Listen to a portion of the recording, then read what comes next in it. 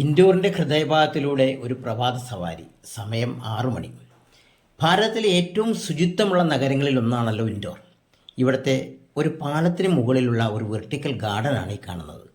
ഇത്തരത്തിൽ നല്ല രീതിയിൽ ശുചീകരണം നടത്തുന്ന ഈ ഇൻഡോറിൻ്റെ സ്ഥിതികൾ അന്വേഷിക്കാൻ ഞങ്ങൾക്ക് ജിജ്ഞാസ കൂടി. ശുചീകരണങ്ങൾ വളരെ രാവിലെ തന്നെ അവിടെ ആരംഭിച്ചിട്ടുണ്ട്. പാതയുടെ ഇരുവശങ്ങളിലും കടകളോ മറ്റോ ഇല്ലാത്തതുകൊണ്ട് ഞങ്ങളൊരു ചായയ്ക്ക് വേണ്ടി ഒരു ചെറിയ കടയെ ആശ്രയിക്കേണ്ടി വന്നു.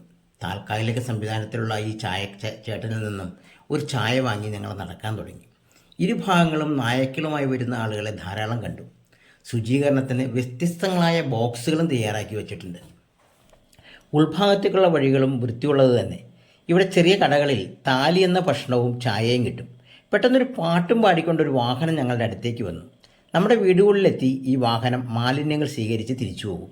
എന്തൊരു നല്ല സംവിധാനമാണ് ഇവിടെ.